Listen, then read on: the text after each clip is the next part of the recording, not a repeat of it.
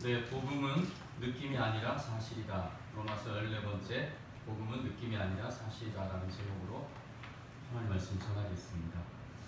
몇 년 전에 KBS에서 생로병사의 비밀이란 특집에 감성 과학 다큐멘터리 사랑편 이렇게 이제 방송이 됐습니다. 근데 대부분 아는 상식들도 나왔고 새로운 내용도 있었는데 사랑에 빠지면 사람들이 멋있어 보이고 예뻐진다 그런 내용들이 많이 나왔습니다. 신기하죠? 사랑에 빠지면 왜 얼굴이 예뻐 보이고 잘생겨 보일까요?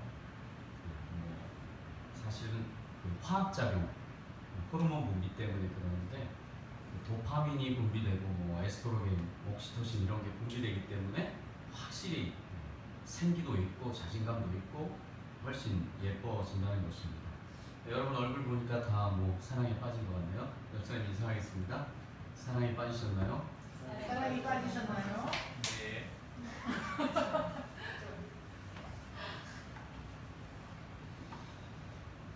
근데 이제 문제는 그 캐런 카이저 박사님의 이야기가 굉장히 우리에게 와닿는 이야기인데, 사랑에 빠지는 건 쉬운데 사랑을 유지하는 건 어렵다.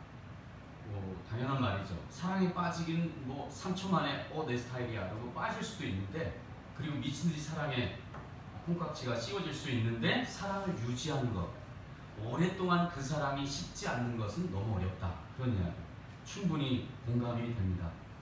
처음에 사랑에 빠지면 온통 그 오빠 생각, 그녀 생각으로 머릿속이 가득 찹니다. 그래가지고 느끼한 인사를 이렇게 하죠.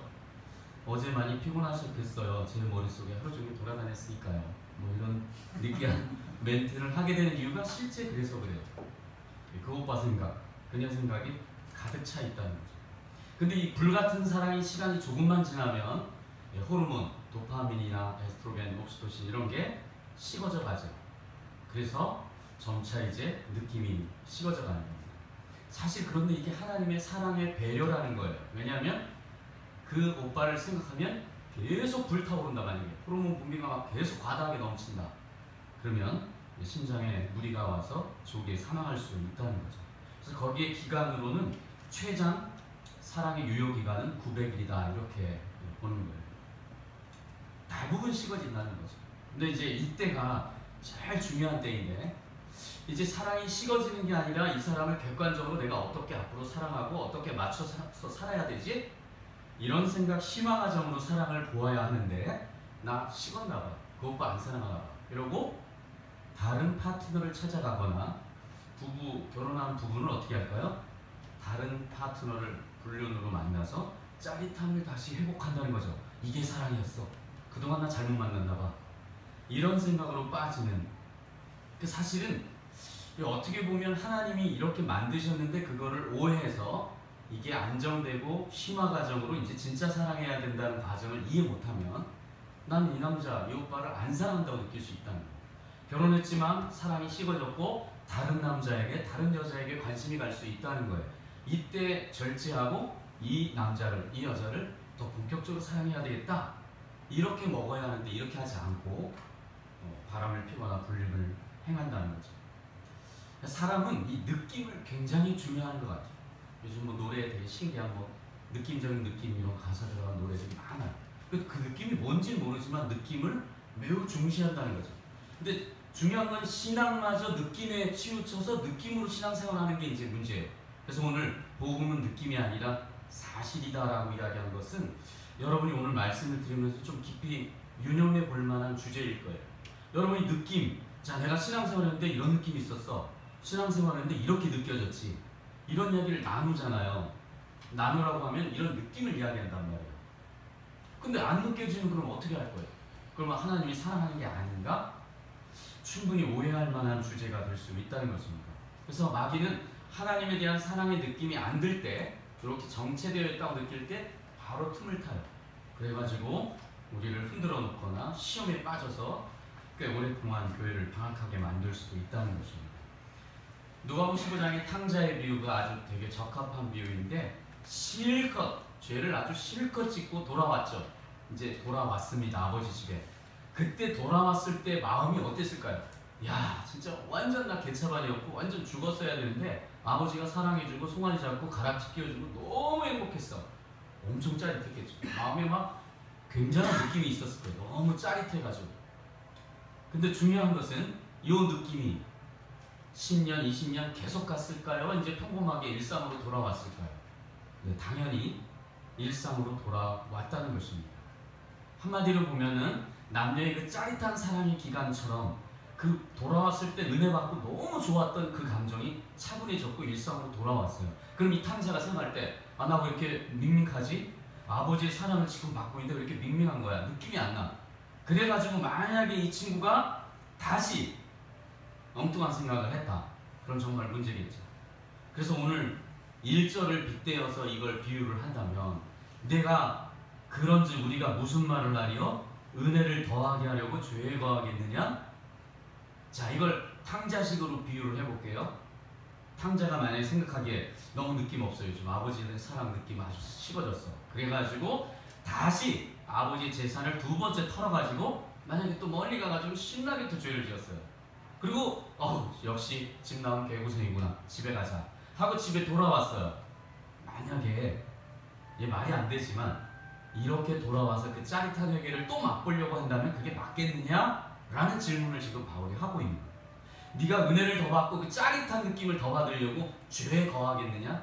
죄에 거했다 다시 돌아와서 은혜 받고 죄에 거했다 다시 돌아와서 은혜 받고 아주 많은 사람이 이렇게 신앙생활하는 경우가 있다는 거예요. 그럼 이건 계속 느낌적인 느낌, 뭔 얘기인지 모르지만 느낌으로 신앙생활을 하려고 하기 때문에 이런 유혹에 빠지는 그리스도인들이 굉장히 많다는 거예요.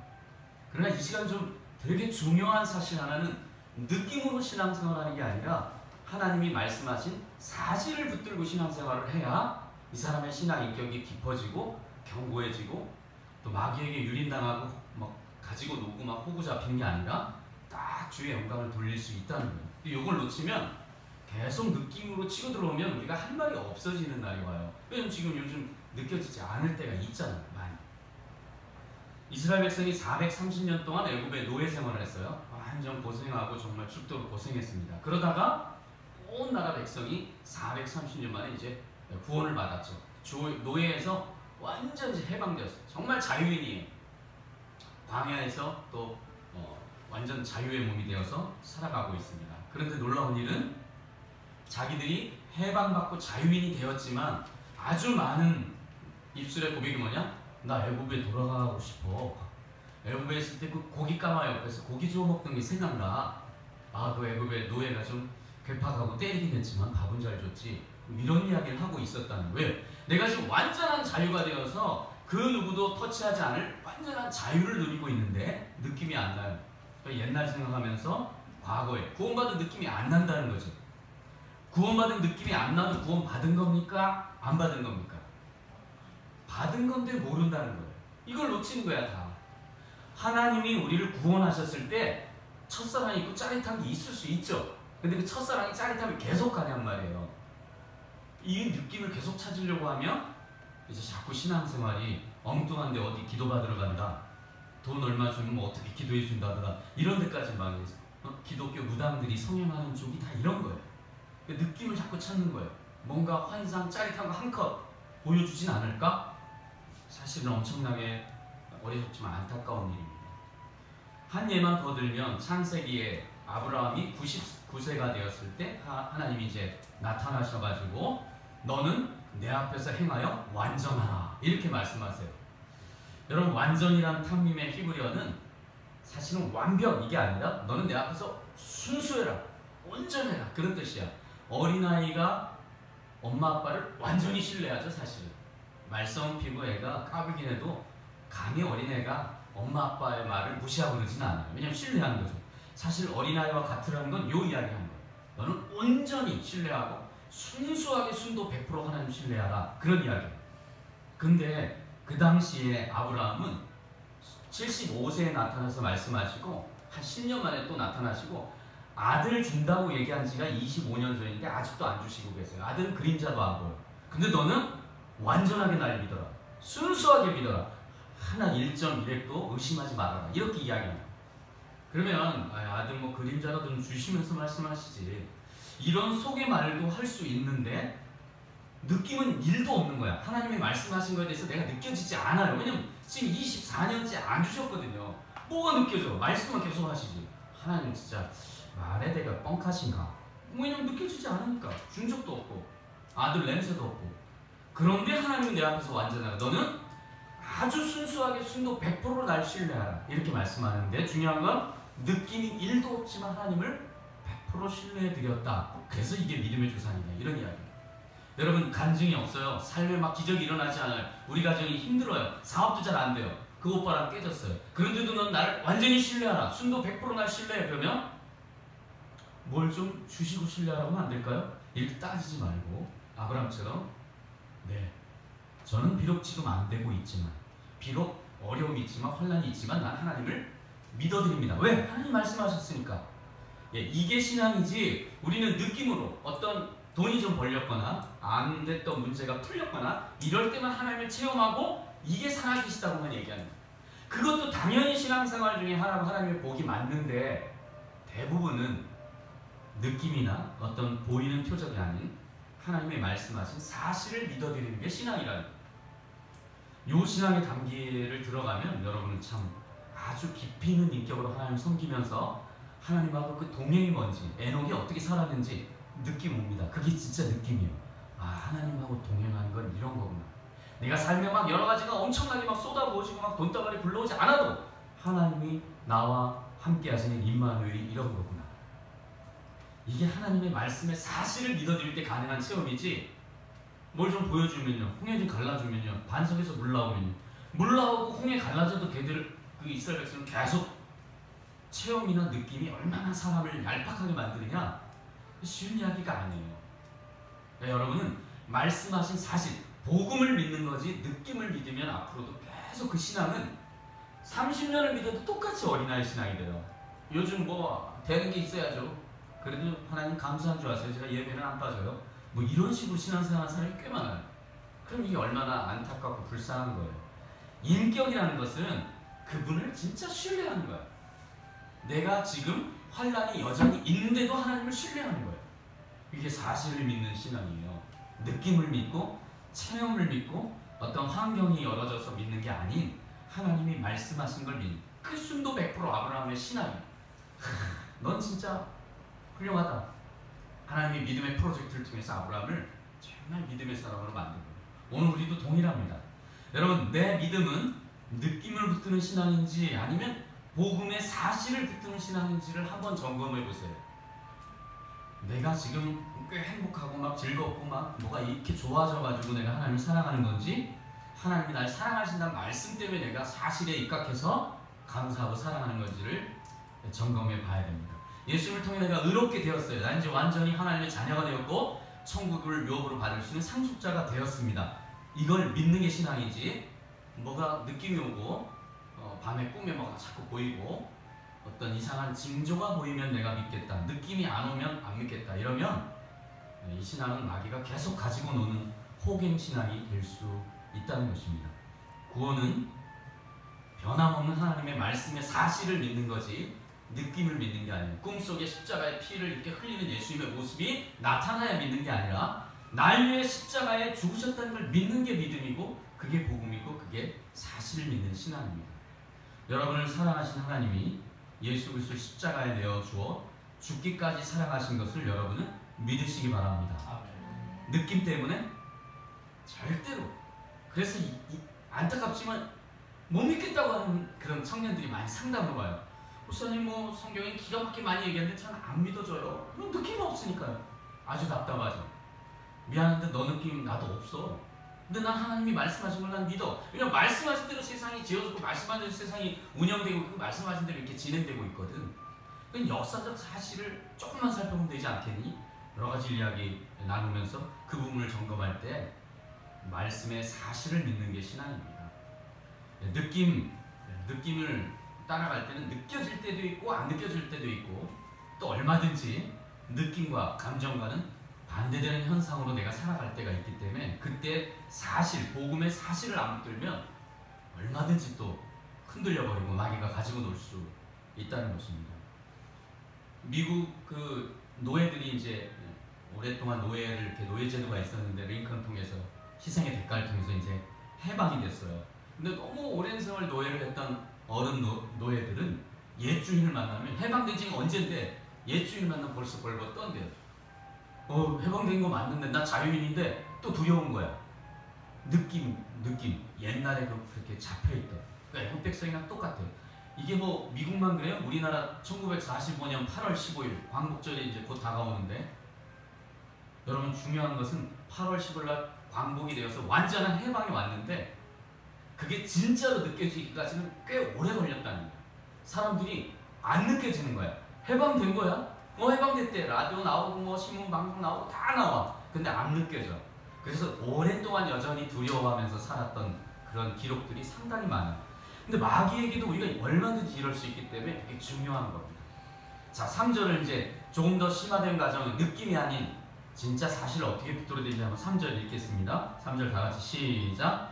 오늘 그리스도 예수와 합하여 칭례를 받은 우리는 그의 죽으심과 합하여 칭례를 받을 줄 알지 못하느냐. 예, 여기서 이제 우리에게 세례, 침례를 설명하고 있어요. 세례는 그리스어로 바프티조, 물에 잠기다. 사실 세례라기보다는 침례가 맞는 용어죠. 한국은 이제 장로교가 많이 이렇게 세력이 커져서 이런 성경을 나왔는데, 예, 세례, 즉 침례라는 말을 이렇게 계속 성경이 오늘 강조하고 있는데 뭐냐면 이 뜻이 두 가지가 있어요. 세례, 침례의 뜻이 뭐냐면 첫 번째 뜻은 예수님과 함께 장사됨 그런 뜻이에요. 그러니까 예수님과 함께 죽었다는 거예요. 완전히 죽었다 그런 뜻이에요. 원래는 이렇게 침례를 줄 때 물에 잠긴 다음에 자기가 일어나려고 하는 게 아니라 이제 완전히 죽었다는 의미고, 그래서 이제 다시 예수님의 부활처럼 이렇게 일으키는 거잖아요. 그러니까 이 첫 번째 뜻은 예수님과 함께 장사되는 의미예요. 여러분 만약에 생명의 기운이 아직 남아 있는데 아유 어르신 세상 힘든 세상 뭘 이렇게 더 살려고 그러세요? 그 관에 막 이렇게 밀어 넣으면서 못 박아버리는 분이 있어요? 조금이라도 생명의 기운이 남아 있으면 절대로 관에 넣지 않아요. 이 얘기는 뭐냐면 완전히 죽어야 된다는 이야기예요. 예수님과 함께 진짜 죽어야 그게 세례, 침례의 의미예요. 근데 우리는 나 받았어. 세례 받고 침례식 받았어. 이걸 이야기하는데 혹시 급급하다면 이건 의미를 완전히 놓친 거예요. 완전히 죽었다는 거예요. 두 번째 뜻은 그리스도와 이제 연합, 부부가 됐다는 거예요. 그리스도와 내가 이제 연합되었다, 부부 한 몸이 되었다 그런 뜻이에요.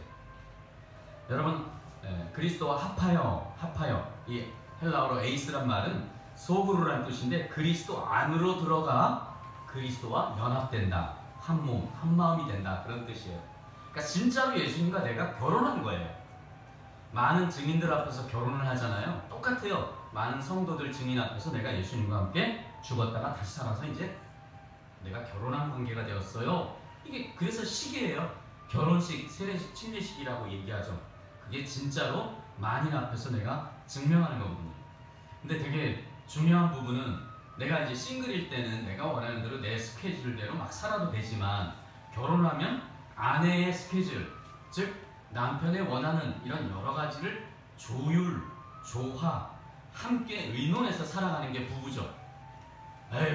어떤 집은 여자분이 센 분은 여자분의 뜻대로 막 움직여가고 또 많은 부분은 남편이 그냥 주장한 대로 그냥 따라가는 거 있어요.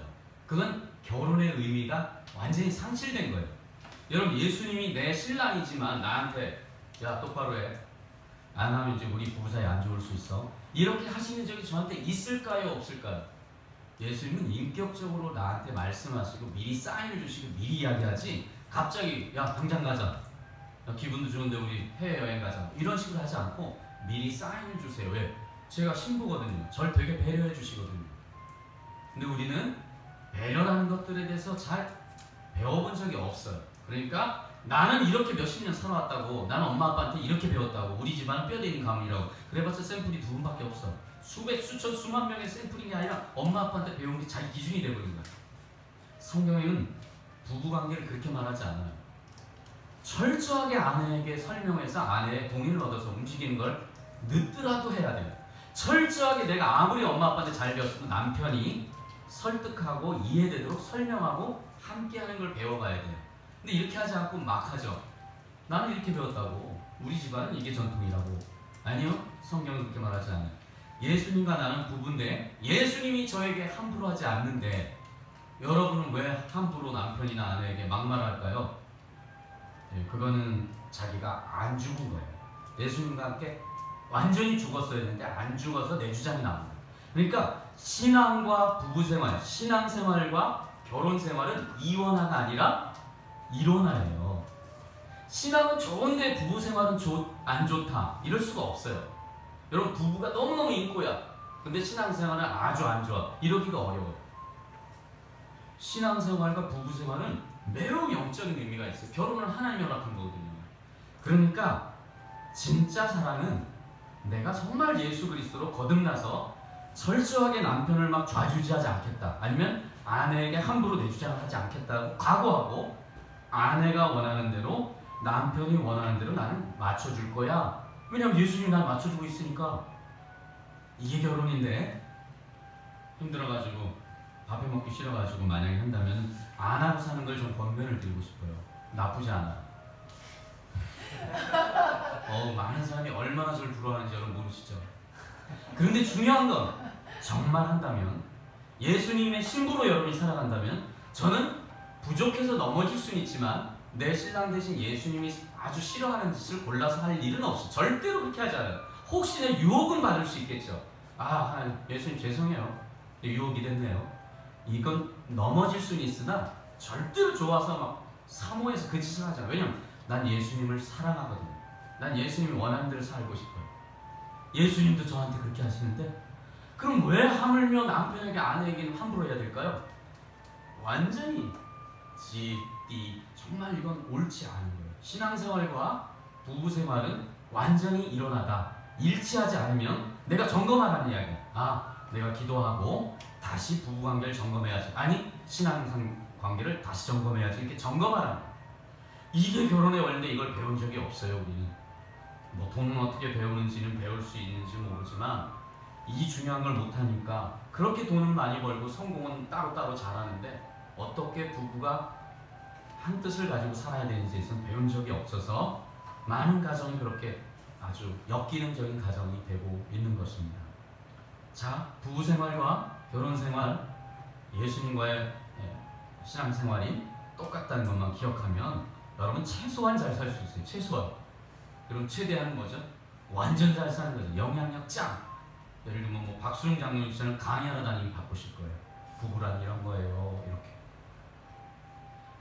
이렇게. 여러 가지 설교보다 이 부분을 더 은혜 받아서 좋겠어요. 청년들은. 이걸 그런 견해, 가치관, 좋은 모델링이 뭔지를 몰라. 신앙생활과 이게 일원화돼서 교회 갈 때는 우리 아빠 정말 멋있는데 교회만 갔다 오면 정말 자기 멋대로 이게 너무 많아요. 그래서 어떤 애가 얘기했대죠. 주일학교 선생님이 여러분 천국 가면 너무 좋아요. 우리 가족과 영원히 함께 살 수 있는 애가 손들었어. 선생님 진짜 천국 가면 또 아빠 만나는 거예요? 내가 장로님 아빠를 뒀는데 매우 고민이 큰 거예요. 너무 이원화된 신앙이 너무 비일비재. 하나님은 절대로 교회에서 착한 척하고 집에서 폭군하는 거 다 하신다고요. 안 속아요, 주님은. 그러니까 인격이 좀 예수님 앞에 사로잡혔는지를 보는 게 좋은 아내, 좋은 남편을 보는 눈이지, 이거 없이는 죄송한 이야기인데 예쁘고 날씬하고 번들어하고 그러면 유지비만 들어서 정말 힘들어요. 그러니까 하나님 앞에 이 철학을 여러분 먼저 잘 준비된 남편, 잘 준비된 아내로 주님과 먼저 결혼생활 잘 배우십시오. 주님이 싫어하는 거 정말 할 수 없어서 넘어지는 유혹은 될 수 있지만 그렇게 함부로 죄짓고 함부로 넘어지는 거 아니에요. 예수님을 사랑하는데 사랑하는 분은 날 위해 올인하고 계신데 나는 딴짓하고 있고 그러면 이거 아니잖아요. 그러면 그 사람의 신앙 인격이 되는 거야. 그러면 남편한테 잘 할 수 있어요. 그러면 아내한테 잘 할 수 있는 사람으로 만들어지는 거야. 근데 이거 하지 않아. 우리는 30일 40일 작정 기도해서 뭘 이뤄내고 막 성공하는 사람들 일과 습관 막 가르치고 이러면서 뭘 쟁취하는 걸로 아는 거야. 예수님을 닮아가고 신랑 대신 예수님을 깊이 사랑하는 것. 그럼 그 사람이 얼마나 멋진 아내로서 남편으로 세워지는지. 그래야 가정을 세울 때 그 가정이 박수영 장면이 2번 등장하는데 남들한테 섬기는 가정. 대부분은 섬기는 게 아니라 가정을 세워가고 가정을 회복시키는데 50년 걸려요. 이제 할아버지 80대면 늙어서 우리 못 싸워. 이때 가서 뭘 주의를 하려고 너무 안타깝죠. 예수님을 깊이 닮는 게 중요합니다.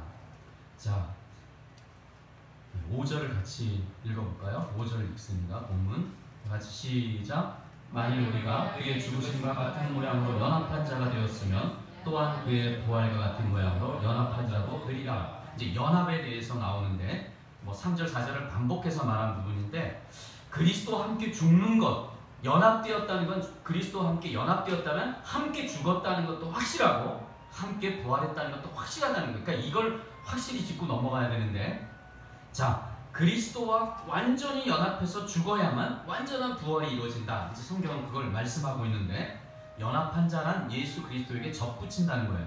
이게 나무 자르고 거기에 다른 가지 이렇게 접붙이잖아요. 그래서 꽁꽁 묶어놓으면 이 참 감람나무, 복숭아 이렇게 되는 거예요. 그러니까 예수님에게 우리가 아주 질이 안 좋은 포도였는데 참 극상품 포도나무 예수에게 우리가 접붙임을 당한 거예요. 그러니까 여기서 우리가 살고 있는 거예요. 근데 우리가 참 아주 좋은 포도에 예수님에게 붙어있기 때문에 열매가 아주 실한 열매를 맺는 삶을 살 수 있다, 그런 이야기입니다. 근데 과연 우리가 정말 예수님에게 깊이 붙어있고 접붙임 되었느냐, 이런 부분을 살펴보아야 된다는 거죠. 이렇게 예수님과 함께 접붙임 바 된 삶, 예수님과 함께 더불어 살아가는 삶이 최상의, 이 세상에 살아가는 최상의 퀄리티의 삶을 살아가는 거예요. 예수님과 함께 깊이 접붙임 바 되어서 예수님과 함께 살아가는 삶이 최고 럭셔리한 삶이라고요. 여러분 동의가 되시는지 모르겠어요.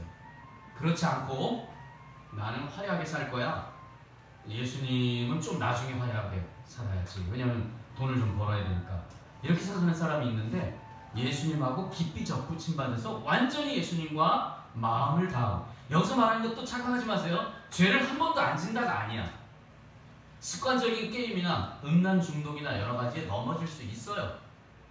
그러나 내 전 마음과 온 에너지는 예수님 정말 사랑해, 이게 있으면 완전히 하나님과 사랑의 관계가 최상위로 유지되고 있는 거예요. 근데 우리는 죄에 넘어지거나 죄의 유혹이 있기 때문에 아니라고 생각하는 거예요. 이게 느낌인 건데.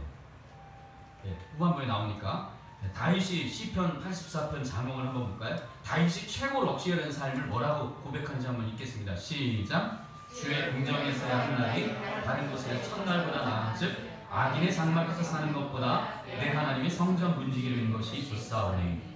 다윗이 고백한 초호화 럭셔리한 최고의 궁극의 삶이 뭐냐? 하나님과 함께하는 삶이다 라고 얘기하는 거예요.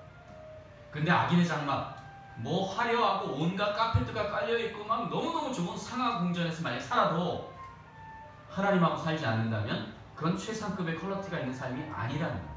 근데 우리는 자꾸 이렇게 하죠. 좀 돈 좀 벌어놓고 좀 큰 집을 하나, 화장실 있는 거 한 3개, 화장실 3개 있는 거 만들어 놓고, 그리고 하나님을 잘 섬길게요. 그러니 다 늙어가지고 이제 주님 나라 갈 때가 되는 거죠. 사실은 그리스도와 연합하는 것, 그리스도와 접붙임 받아서 연합한 삶이 가장 럭셔리한 삶, 최고 잘 사는 삶이에요. 근데 예수를 믿어도 페이북에 이렇게 표현하는 거 보면, 그래도 교회 다니면 간직거리가 있어야지, 그래서 나는 좀 럭셔리한 차와 럭셔리한 집과 아주 예쁜 아내랑 사는 걸 럭셔리하게 생각해, 이런 표현하는 애들이 종종 있어요. 그 안타깝던 영적인 상태를 금방 알죠. 우리는 얘의 가치관은 교회는 사회적 클럽이나 어떤 그 중에 하나 정도구나, 진심으로 주님과 함께 사는 게 최고의 럭셔리라고 생각하지 않는다는 거죠. 오늘 바울은 그리스도와 연합한다는 말씀을 계속했는데, 제일 중요한 거예요. 예수님하고 여러분이 연합됐으면 연합된 느낌이 팍팍 오고 있나요? 연합됐다고 믿고 있는 건가요? 연합된 느낌이 팍팍 나가지고 하나도 시험도 없고 문제도 없고 막 너무너무 충만함이 늘 유지되나요? 아니면 아닌 것처럼 막 느껴질 때도 많은 거예요. 사실은 연합이 됐는데 연합됐다고 못 느낄 때도 많다는 거예요. 그렇지만 사실은 성경이 말씀하는 사실은 너희는 연합되었다. 예수님하고 완전 하나다. 성경이 말하는 걸 내가 믿을 거예요? 내 느낌이 요즘 싸한데, 요즘 멜랑콜리한데? 그건 상관이 없어요. 그건 감정은 여러 가지 기보, 그 사람의 성향에 따라 예민한 사람은 예민하게 반응할 수도 있어요. 그럼 예민한가 보다 그냥 봐주면 돼요. 근데 예민하고 막 이러니까 아, 주님도 나한테는 피곤해서 못하실 거예요. 주님의 어떤 성향을 과소평가해버려요. 주님도 나를 아마 많이 포기하실 거예요. 12번도 포기하실 걸. 주님을 그런 분으로 생각하면 서운하시죠. 아니요, 주님은 변하지 않으세요. 사랑이 이미 완료라고요. 2000년 전에 우리를 위해 십자가에서 너희가 아직 죄인 되었을 때에 로마서 5장 8절 배웠죠. 완전히 최고 악할 때 이미 날 사랑하기로 작정하셨다고요. 이게 사실인 줄로 믿으시기 바랍니다. 이 사실을 믿어야지 내 상태가 좋으면 느낌이 괜찮으면 믿는 것 같고 아니면 깔아앉고 그 느낌적인 느낌 좀 버리세요. 느낌을 밟아버리고 사실을 붙들어야 이 신앙이 점점 탄탄해지고 인격적으로 깊어져요. 이 느낌이라는 부분을 너무 현대인들이 좋아해요. 난 요즘 남편하고 느낌이 별로 없어. 그 따뜻해. 그러니까 맨 그냥 태양의 후예 그 아들만 계속 보고 있고. 그때 당시 실제로 무슨 일인지 알아요? 남편들이 그 드라마 방영할 때 퇴근하면 안 되는 퇴근하면 안 되는 룰이 생겼어요. 내가 너무너무 좋아하는 송중기님이 지금 나오고 있는데 남편이란 작자가 이때 들어와서 드라마를 보는 방해를 하면 안 된다는 거예요. 근데 이게 공공연하게 유머지만 실화처럼 많았다고요. 죄송한 이야기인데 주님은 아주 싫어하는 마인드예요. 하나님을 사랑하는 사람은 삶과 인격이 진짜 같아지려고 사실에 입각한 신앙인이 되어야지. 그러니까 남편하고 더 깊이 대화할 생각하고 아내하고 어떻게 더 시간을 보낼까를 연습하지 않고 연애 때에는 그 도파민, 옥시토신, 에스트로겐 이런 호르몬 분비가 연애 때에는 결혼 이후에 한 번도 안 나온다. 그게 다 맛이 간 거예요. 아니? 이거 이따구나. 본질은 좀 이따 할게요. 기대가 되죠. 되게 중요한 게 남아있어요. 그게 안 나오면요 결혼 생활을 잘하고 있는 거 아니고 신앙생활을 잘하고 있는 게 아니라고요. 하나님을 정말 사랑하고 인격적으로 주님과 동행을 하면 결혼 이후에 본격적으로 되게 돼 있어요. 이게 신앙은 이원화가 아니기 때문에. 목사님 모르셔서 그래요. 혼자 살았으면 진짜 할 말이 없어요. 성경을 이야기하고 있다고. 저는 정말 하나님의 말씀은 이 부분이 정확합니다. 여러분, 내가 성경에 말씀하신 대로 그리스도를 믿기 때문에, 나는 예수를 믿기 때문에 주님과 함께 세례받고 침례를 받았어요. 예수를 믿기 때문입니다. 그렇다면 그리스도가 부활할 때 나는 확실히 부활할 것을 믿어요. 지금 여전히 병도 있고 어려움도 있고 힘든 삶을 만약에 살더라도 우리는 반드시 주님과 함께 부활된다는 거예요. 왜? 사실이니까. 이걸 느낌으로 믿으려고 하면 언제 부활 체험을 하는 거예요 도대체? 죽어봐야 하는 거예요? 아니요, 성경이 지금 말하고 있는 걸 느낌이 아니라 사실을 믿는 거기 때문에. 이 얘기가 좀 아주 귓속에 지금 딱지로 박혀가지고 느낌이 진짜 아니고 이건 진짜 속지 말아야 되겠다. 성경이 말씀한 사실을 내가 붙들어야 되겠다. 이 복음을 붙들어야지. 내가 느낌을 붙든다면 여러분은 아주 많이 갖고 놀 수 있어요. 이제 6절부터 마지막 11절에는 계속해서 반복해서 뭘 이야기하냐? 옛사람과 죄의 몸을 비유하고 있어요. 있는 걸 생략하고 옛사람과 그리고 죄의 몸에 대해서 반복하는데 신학자들은 이거 논쟁이 많아요. 옛사람이 뭐냐, 또 죄의 몸이 뭐냐. 논쟁이 많다는 것은 어렵다는 이야기예요. 거의 제가 보기에는 어려운 말이지만 아주 짧게 정리하면 옛사람은 회개하기 전의 자, 회심 전의 자, 그리고 죄의 몸은 죄에 속한 몸. 이게 이제 문자적 해석을 하면 육신, 바디라고 볼 수 있는데 영적 해석이 되게 중요해요. 영적에서는 죄를 짓고자 하는 육신의 정욕을 말하는 거예요. 10절, 11절을 한번 읽어보면 좋을 것 같아요. 10절, 11절 다 같이 읽겠습니다. 시작. 그가 죽으심은 죄에 대하여 단번에 죽으시며 그가 살아계심은 하나님에 대하여 살아계심이니 이와 같이 너희도 너희 자신을 죄에 대하여는 죽은 자요 그리스도 예수 안에서는 하나님께 대하여 살아있는 자로 여길지어다. 너희 자신을 죄에 대해서 죽은 자로 여겨라. 넌 이미 죄에 대해서 완전히 죽었어. 죄에 대해서 완전히 죽었고 하나님께 대해서만 사는 자야. 이제 슬슬 여러분의 신앙의 갈등이 왜 있는지를 이제 이게 드러나고 있는 거예요. 죄에 대해서 난 완전히 죽은 자인데 하나님께 대해서만 살아있는 자인데 놀라운 것은 성경은 이렇게 선포하는데 내 삶은 성경과 괴리감이 있어요. 거리가 있다고. 왜? 성경은 넌 이제 죄에 대해 죽었어. 넌 이제 죄에 대해서 절대 유혹받지도 않아. 이제 넌 죽은 거야. 하나님께 대해서만 살았어. 근데 우리 삶은 어떻죠? 죄의 유혹이 여전히 있단 말이야. 성경은 이렇게 말하지 않는데. 그런데 나는 여전히 죄에 대한 유혹도 있고 죄에 대한 그런 여러 가지 넘어짐도 있다는 거죠. 그럼 이걸 어떻게 풀어가죠? 왜 성경은 이렇게 말하는데 우리는 이렇게 안 될까요? 이 난제를 잘 못 풀어가기 때문에 한국교회가 어떻게 이야기하기 시작했냐면 강하게 훈련을 시키기 시작했어요. 스파르타처럼. 우리 성도들은 군대예요, 군대. 죄 근처도 못 가요, 막 이런 식으로. 근데 이렇게 해가지고 죄가 박멸이 되고 죄를 멀리하고 하나님과 깊은 동행이 가능하다면 참 다들 정말 해병대 가야죠. 완전히 막 띠두르고 빨간 띠 두르고 막 맨날 칼 들고 다니면서 막 그냥 싸워야죠.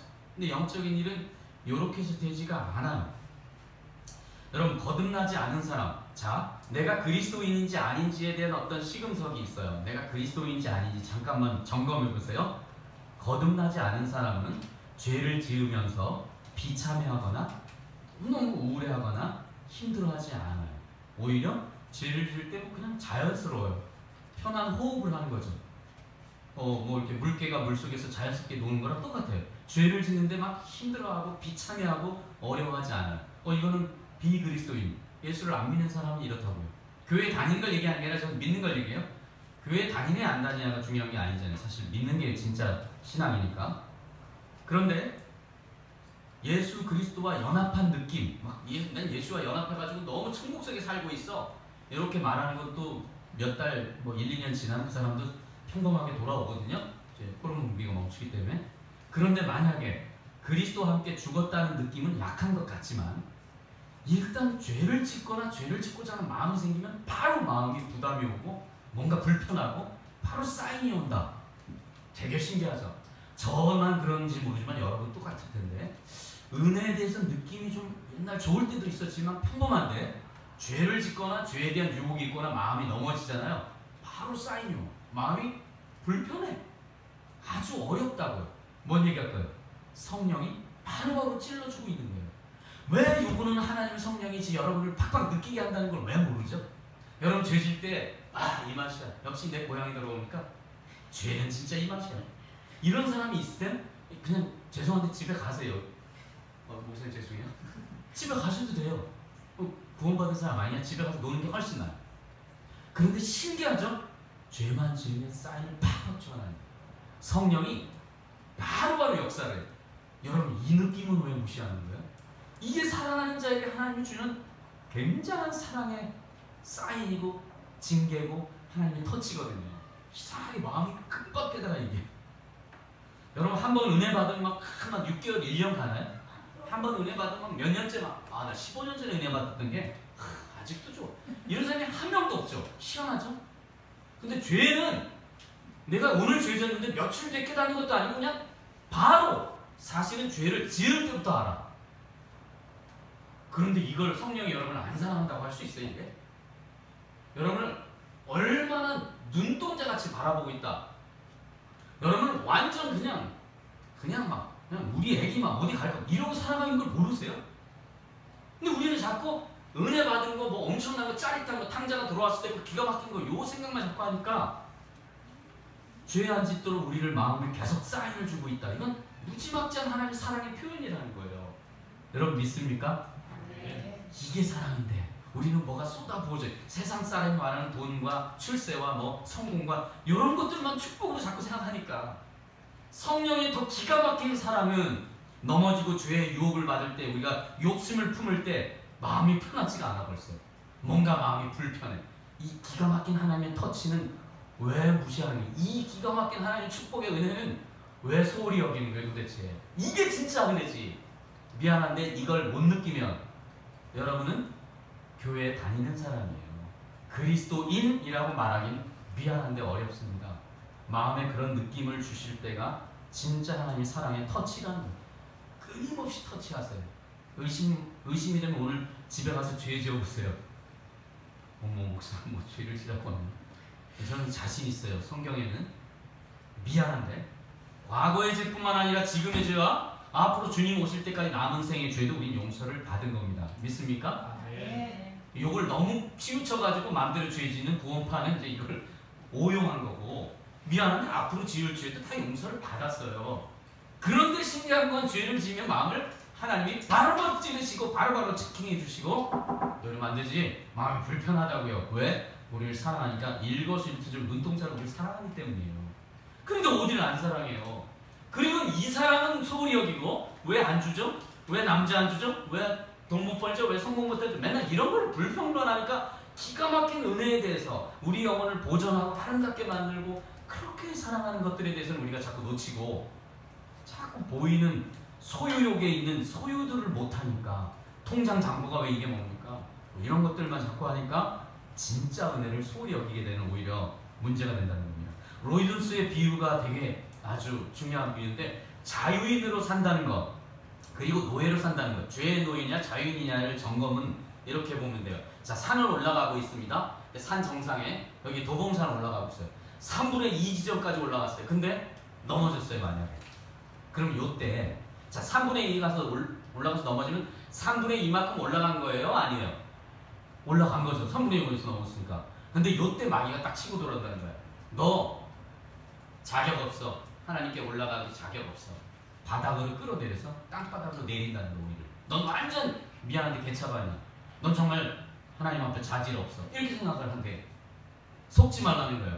3분의 2 지점에서 넘어지면 거기서 다시 시작하면 돼요. 넘어진 김에 이렇게 쉬었다가 다시 올라가면 돼요. 이게 로이존스의 도전입니다. 마귀가 우리를 그렇게 너 바닥으로 다시 내려가야 돼 이러면 그냥 가운데 손가락 펴가지고 그냥 마귀를 그냥 쳐버려. 왜냐면 그걸 속으면 안 돼. 그래 나 부족하지만 하나님 진짜 장난 아니게 사랑해. 나도 사랑하거든. 이런 얘기를 막 해야 돼. 한번 해보겠습니다. 하나님 나 장난 아니게 사랑해요. 시작. 하나님 나 장난 아니게 사랑해요. 그리스도인이 죄를 지었다고 바닥에 내려갈 필요 없다라는 이야기 꼭 기억하세요. 여러분이 막 좋아가지고 막 이 맛이 하는 사람이 없다고요. 죄에 대해서 안타깝고 비참해하면서 이 쓸데없는 짓을 제가 왜 하고 있을까요? 이런 마음이 든다는 건 무지막지한 하나님의 사랑을 받고 있다. 이렇게 이해를 하라는 거예요. 느낌 때문에 괜히 하나님의 사랑을 의심하지 말고 하나님의 이 놀라운 언제나 우리한테 이 양심을 살아있게 만든 게 얼마나 축복인지 알아요? 근데 이걸 계속 무시하죠? 양심이 죽어버릴 수 있어요. 화인 맞았다 이런 말이 그런 말 최고 제한이. 여러분이 죄를 졌는데 아무 느낌 없다. 그냥 쉬세요. 교회 안 나와도 돼요 그분은. 근데 우리는 기가 막히게 이게 팍팍 주거든요. 하나님이 엄청난 그런 속도와 에너지로 우리를 사랑하고 있다는 거예요. 그리스도인은 죄의 포로가 아니에요. 죄에 넘어질 수는 있으나 죄가 끌고 가는 대로 막 끌려다니는 게 아니라고요. 그러나 비그리스도인은 죄가 죄인지도 몰라요. 그게 문제인 거죠. 그래서 하나님 없이도 살아가는 거예요.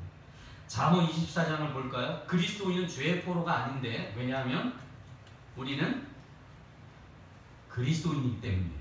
자, 함께 읽습니다. 시작. 대저인은 7번 넘어질지라도 다시 일어나려고 성경은 뭐라고 말하느냐? 의인이 누구냐? 7번 넘어져도 하나님이 다시 일으켜주는 사람이 의인이에요. 즉 마음에 계속해서 영적 사인을 주시는 오뚜기 신앙을 만들어준다는 거예요. 우리는 넘어져서 오래 있을 수가 없어요. 사실은 하나님이 붙드시기 때문이에요. 네, 마지막으로 이제 한 주제만 살펴보고 마치도록 하겠습니다. 성화인데요. 성화라는 이야기가 아주 뜨거운 감자예요. 핫 이슈예요. 들어는 맞죠? 자, 칭의, 성화, 영화 이 단계가 되게 중요해요. 세 가지를 살펴보고 이제 말씀을 마칠게요. 이 성화는 뭐 sanctification 이게 이제 칭의 먼저 justification을 볼게요. 칭의는 뭐죠? 칭의는 많이 있지만 앞에서 많이 배웠죠? 하나님이 무조건적으로 너를 선하다고 여기고 내가 믿는 것, 예수님을 믿는 것 때문에 완전 의인으로 여긴다. 이게 칭의예요. 무조건 의롭다. 성화는 좀 어렵기 때문에 두 번째를 보고 세 번째 보고 이 영화라는 것은 glorification 엄청나게 그 하나님 나라의 영화로운 아주 아름다운 영혼으로 완전히 변화되는 것. 아주 그냥 너무 아름다워서 천사 저리 가라요. 감당이 안 되는 아름다움, 예수님 같은 존재로 바뀌는 게 영화예요. 천국 들어가면 되는 거죠. 근데 중요한 것은 칭의랑 영화는 전적으로 내가 한 게 있어요? 아니면 하나님이 하셨어요? 하나님이 하셨어요. 근데 성화란 주제가 이제 아주 핫 이슈, 뜨거운 감자예요. 왜냐하면 성화를 내가 노력해서 성화를 이루는 거냐, 칭의나 영화처럼 하나님이 하시는 거냐. 상당히 인간의 책임 쪽에 많이 해석을 하고 이렇게 신앙생활하고 한국교회도 아주 많이 이렇게 설교를 해왔습니다. 저도 거기서 신앙생활한 사람이에요. 그리고 상당 부분 저도 인정을 합니다. 그렇지만 요거를 한번 들어보세요.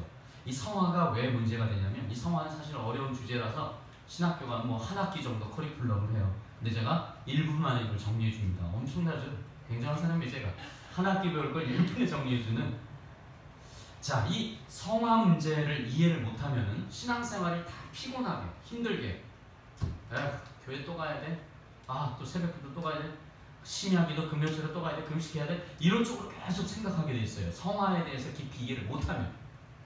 근데 이런 성도들이 아주 많다는 게 문제죠, 한국에. 성화에 대해서 잠깐만 점검해보세요. 루터는 자기 열심으로 의인이 되고 성화가 되려고 노력을 해봤어요. 자기 열심으로. 그래서 천주교니까 죄를 고해성사를 하잖아요. 천주교 신부한테 가가지고 어린 시절부터 모든 죄가 아주 완전히 깨끗하고 성화되고 싶어가지고 다 이야기했는데 6시간 동안 고해성사를 했대요. 또 이 신부가 정말 지쳐가지고, 야 루터야, 네가 엄마를 죽인 정도의 죄가 아니면 다 용서돼. 그러니까 이제 그만 가. 6시간을 얘기했더니 이랬다는 거예요. 놀라운 일은 뭔지 아세요? 6시간을 하고 일어나서 나오자마자 또 죄가 무지막지 생각이 나더래. 이 루터는 엄청나게 돼서 성화, 깨끗해지려고 노력하는 것을 되게 중시했어요. 그래서 고민하다 죽어도 안 돼가지고 별거 다도 안 되다가 로마서 1장 16절 17절 오직 믿음으로 된 거구나. 아, 내 노력이 아니었구나. 믿음으로 된 거라 깨닫고는 엄청난 종교 개혁이 일어나서 오늘날 우리 같은 프로테스탄트 개혁교회가 탄생하게 됩니다. 이 루터라는 사람의 기가 막힌 고통과 아픔과 그 범민 속에서 이게 탄생된 하나님의 은혜의 선물이라는 거죠.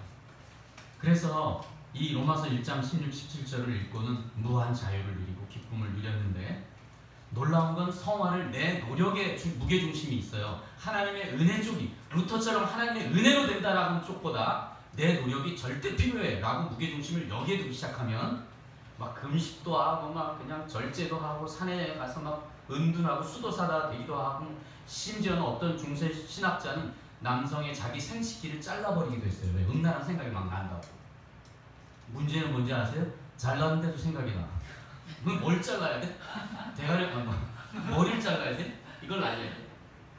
사람의 힘으로 안 된다는 이야기를 얘기하는 거예요. 그러니까 자기 노력을 하지 말라라고 오해하면 안 돼요. 히브리서 말씀한 대로 피 흘리기까지 죄 짓는 거랑 싸워봐라. 그러나 그 싸워보는 것까지도 하나님을 바라보고 은혜를 더 의지하면서 하나님이 이런 의지와 능력을 줘야 내가 싸울 수 있습니다 라고 하나님의 은혜를 의지하는 것이 약하면 신앙생활은 다 피곤합니다. 아주 짜증나요. 아, 진짜 신앙생활이 이렇게 어려운데 어떻게 살겠어 내가 하고 괴로울 수 있다는 겁니다. 고신대 박영근 교수님도 동일한 이야기했어요. 뭐 로이 존스나 팀 켈러 이런 분들만 아니라 내 노력이 아니라 하나님의 은혜를 얘기해요. 칭의는 믿음의 역할이 강조되지만 성화는 자신의 행함을 더 강조하는데, 성화의 과정에서 가장 중요한 것은 의지나 노력보다 복음, 즉 하나님의 은혜를 더 붙드는 것이 중요해요. 사실 영적 대가는 다 똑같아요. 근데 저와 같은, 아니면 여러분처럼 완전 대가가 아닌 상태에서는 자꾸 내 노력을 더 의지해가지고 내 노력으로 성화되려는 sanctification, 내가 좀 뭔가 좀 더 거룩한 사람 되려는 내 노력이 앞선다는 거예요. 그래서 뭐 어설프게 너무 금식기도 40이라고 그러면 판단하고 돌아다닌다고요. 내 노력을 더 의지하기 때문에. 여기서 얘기하는 죄를 함부로 여기라, 쉽게 해라, 다 용서되니까 막 함부로 해라가 아니라, 싸워보시고 노력하실 때 더 중요한 것은 내 느낌, 내 노력에 치우치는 게 아니라, 내 노력에 치우치고 내 느낌을 더 의지하면 업앤다운이 심해요. 좋은 것 같으면 업 됐다가 아니면 막 그냥 다운이 된단 말이에요. 그러나 예수님이 나를 사랑하시고 하나님의 은혜로 된다는 걸 믿기 시작하면 이 부분이 하나님의 은혜로 점점 더 주님과 가까워지고 부부생활, 주님과의 부부생활이 건강해지면서 남편과 아내의 사이가, 가족 간의 사이가 더 건강해진 관계로 회복된다는 것입니다. 결론입니다. 복음은 내 감정, 느낌이 아니라 사실을 붙드는 겁니다. 여러분 앞으로 이제 죄의 유혹도 있고 뭐 죄와 싸우시기도 하고 최선을 다해서 은혜를 구하면서 달려가시되, 절대로 주님과 밀착하는 게 먼저지. 죄의 유혹도 있고 넘어지면 그 넘어짐 때문에 더 주님을 붙들라는 거지. 바다를 걸어가다 빠지면 주님을 더 붙들라는 게 메시지지. 내가 막 이를 악물고 한번 해버리라. 그러면 크게 넘어져요. 엄청 힘들어집니다. 그러므로 죄에 대해서 초민감하십시오. 그렇지만 이 죄를 질 때마다 하나님이 주시는 사인을 바로바로 깨닫고 더 은혜를 구해서 주님과 밀착되는 게 우선이지, 자꾸 느낌 따라가고 뭐 이렇게 하면서 하지 말고, 약함이 곧 강함이라는 바울의 고백은 더 철저히 주님하고 난 안 떨어질래, 이런 철학을 가지라는 거죠. 느낌이 아니라 복음의 사실을 붙드는, 그래서 승리하는 저와 여러분 되기를 주님의 이름으로 축원합니다. 네, 영상 좀 꺼주세요. 함께 기도하겠습니다.